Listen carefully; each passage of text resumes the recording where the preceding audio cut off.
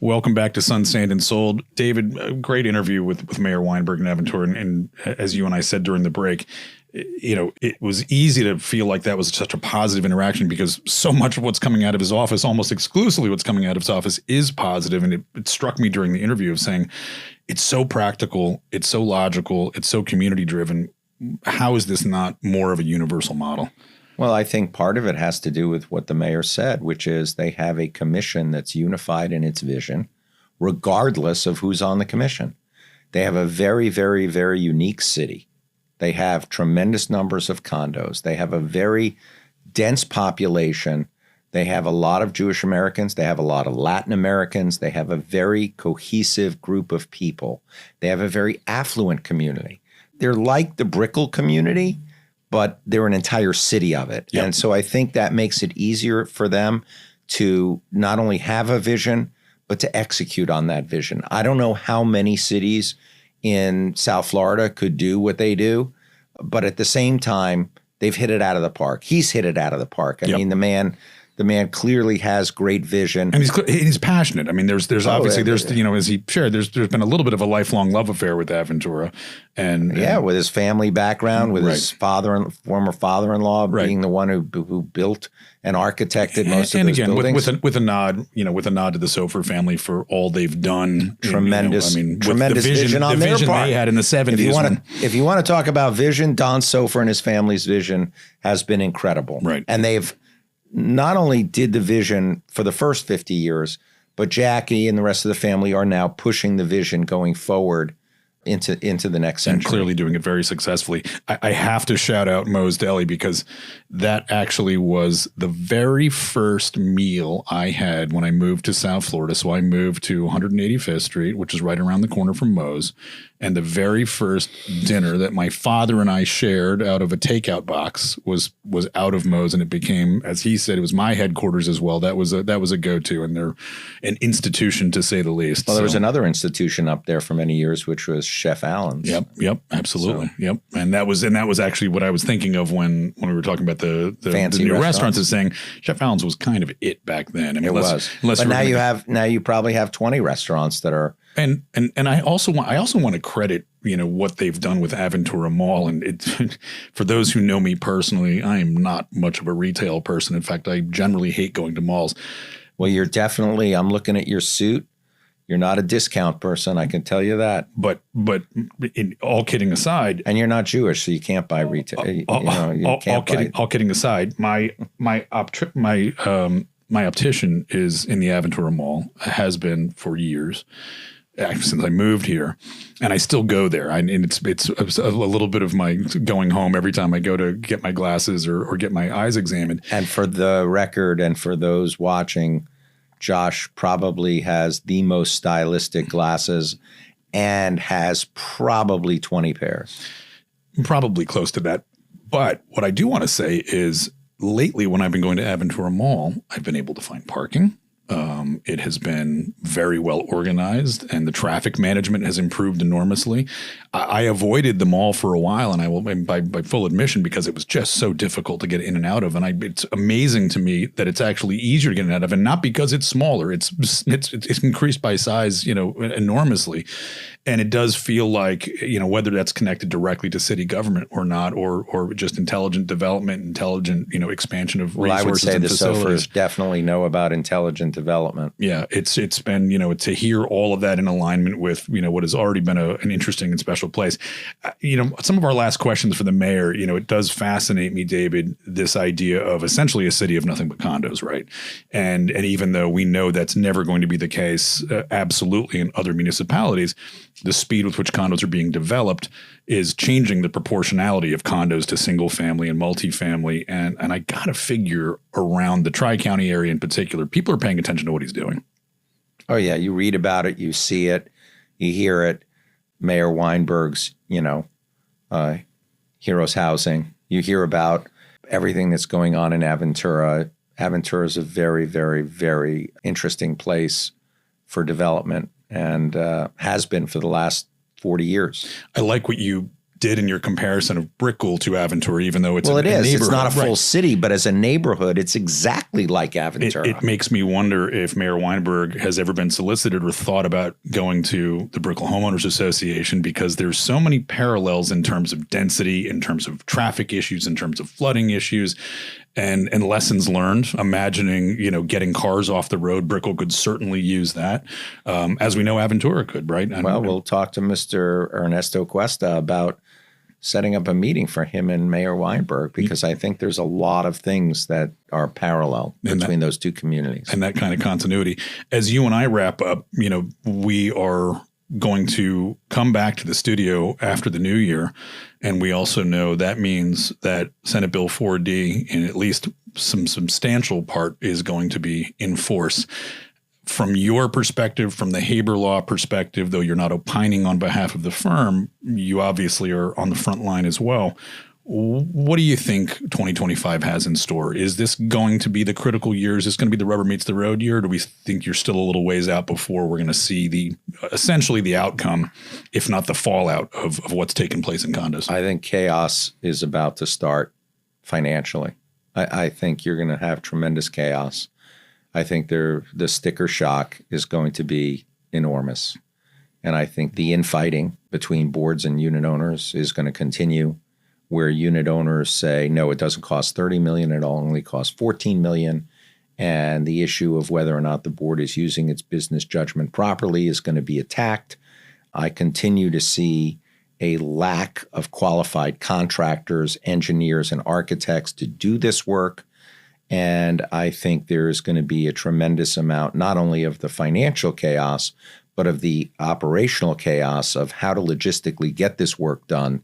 Not necessarily how to collect the money, but how to make sure that your owners can afford to do this, how to get loans sufficient to be able to cover the costs of these repairs, and then how to logistically get it done when contractors are backed up for concrete restoration, waterproofing, balcony restoration, railing systems, and the like. I think we are headed for Wall Street calls a triple witching hour. Right. And I actually was having a conversation earlier today with some colleagues, and somebody asked me, but is the industry of condominium in South Florida in particular, is it a too big to fail type of situation? Is it too large? That's a great question. Is it too much of, is it And I'm saying you asked a great question, which is really unlikely, but unusual. Okay. Can we afford to have it fail? What happens if? Well, let me say this. I think condos are here to stay. I don't know that it's a question of too big to fail. I think luxury condos in particular with water views are so sought after that will not stop. But I do definitely see more terminations on the horizon. I do see tremendous amounts of special assessments and people reevaluating whether to buy in the first place in a condominium, not from the luxury standpoint of third, fourth, and fifth homes. But the middle of the market. But the middle market and the people who used to move into a condo because it was cheaper than living in a house. Right. I don't think that is going to continue to be the case. Right. I would agree with you. And I think that we're going to have all sorts of new milestones to have to look at to say, what is the real affordability of condominium? It struck me as we looked at stories like about 1060 Brickell that we talked about this week as well. I didn't see a lot mentioned about some of the loan programs we know, the county loan program, the $50,000 per door program. It's interesting to me. It feels like sometimes South Florida has a very short attention span when it comes to what local government or other governance is doing to help with this issue.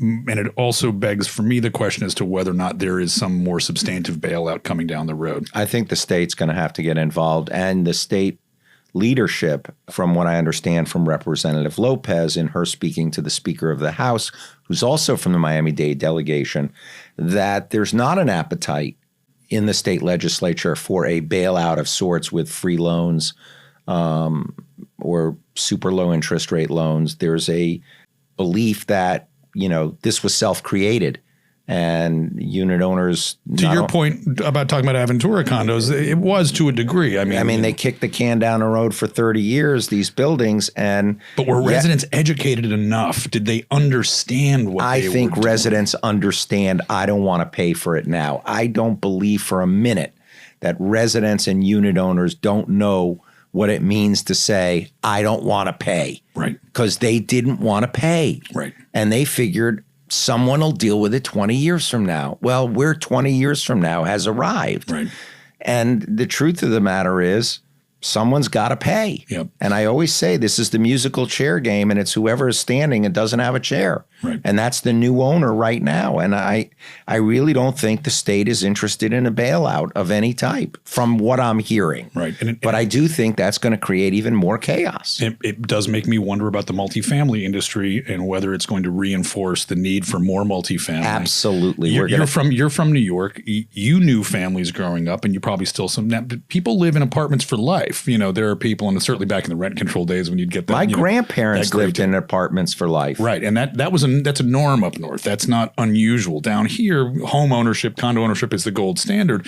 But it makes me wonder, are we now getting to the point where rental is going to be part of more of the condition? I think especially, and we talked about it yesterday when we were talking about Brickell with Ernesto Cuesta from the Brickell Homeowners Association, the tendency, whether it's in condos or whether it's in multifamily, from the young professionals who cannot afford $1 million or $2 million condo, who cannot afford to get the mortgage for $1.4 million, but who want to live in these sexy areas of town with great restaurants and bars and walking areas, and they want to feel like they're in a big urban center. I think we're going to have more multifamily. I'm going to throw a curveball at you and something that we've never discussed. I don't hit the curveball. I only hit the fastball. This is going to be a high-hanging curve. If it's a hanger, I could hit it. Do you think there is room to start talking cooperative in South Florida to pivot off of the condo standard? That is a curveball.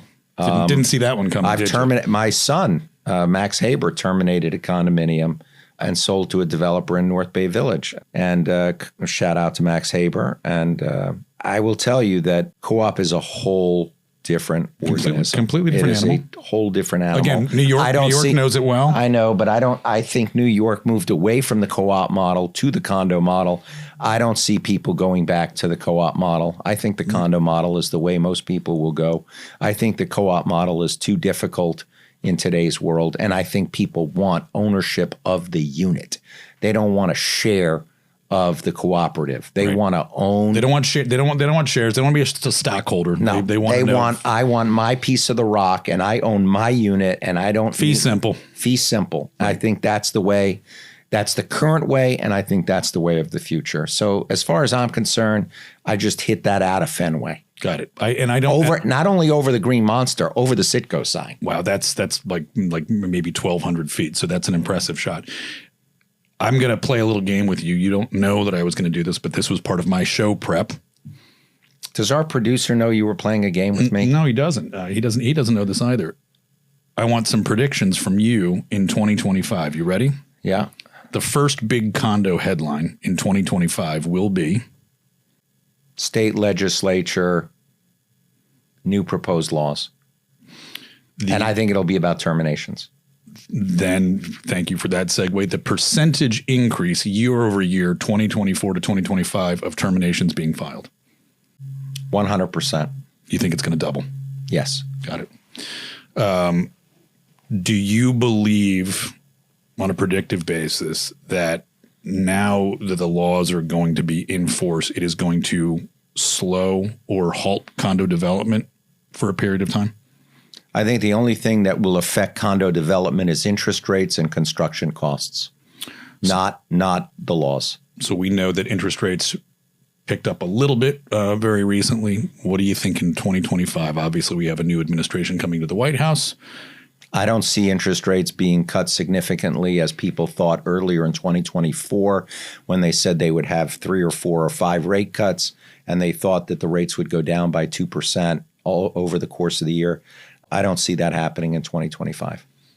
Do you think it is now appropriate entering 2025 when we're talking about condo in Florida to use the word crisis? Is this now a crisis? Is this truly a full-blown crisis? Have we reached that point?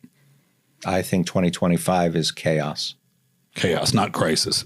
Chaos. How do you separate the two? I mean, well, because I think chaos is people not really even understanding all of the laws. That's why I say chaos. Crisis is the financial part of it, the financial crisis. The chaos is the interpretation of these laws and the administration of these laws. That's where the chaos is going to come in. And that's where the new laws in 2025, which Representative Lopez and Senator Pizzo are talking about fine-tuning the laws, that's to try to fix some of the chaos. Give me 1, 2, 3 ranked order of importance, one being the most important in terms of fixing this. The Florida Senate, local government division. Senate, division, local government. So when we talk to Mayor Weinberg, I think what was interesting. They may have input. Local government will have input on the state legislature. They won't necessarily have input on the administration from Department of Professional Regulation, Division of Condominium. But clearly, there's going to be a lot of clamoring from the cities, whether it's live local, whether it's on condo laws. There's going to be a lot of lobbying going on, as well as on transportation from South Florida. Those are going to be big issues. We're going to close the show with this. Your prediction for the Super Bowl winner. And if you say the Chiefs, I'm walking out of the studio.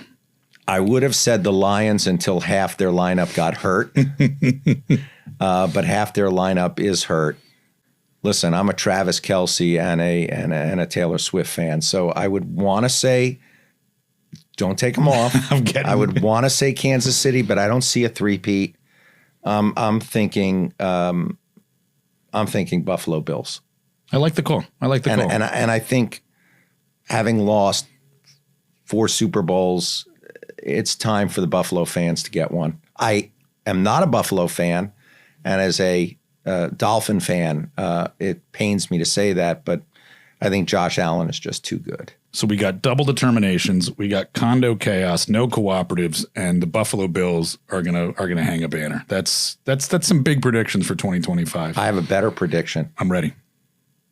You're paying for dinner on New Year's Eve. Folks, you heard it here, folks. First, we're going to see if that's... See, he's already nervous. I didn't stutter once through the entire episode, and as soon as he passed the bill on to me, that was it. Here's my prediction. We're going to Moe's. Again, shout out to Moe's. I cannot wait to enjoy that New Year's dinner with you. My friend, it's been a great year. I'm looking forward to all we have coming up in this year, in this continued season. Obviously, Representative Lopez is going to be joining us. The county mayor is going to be joining us. We've got a lot of guests lined up. We're going to start to be talking with developers, and hearing straight from the horse's mouth, if you will. Love to hear from Related. What their plans are, and how all of this ties together. So we've got a lot of great stuff coming up. In the meantime, I'm Josh Tomey with David Haber on Sun, Sand, and Soul. Join us as always on X and Facebook. And apparently, according to David, that's it. But you can also find us, according to me, on YouTube, on Spotify, on Apple Music, as well as all your favorite social media channels, including Instagram and LinkedIn. I'm Josh Tomey. We'll be back after the new year.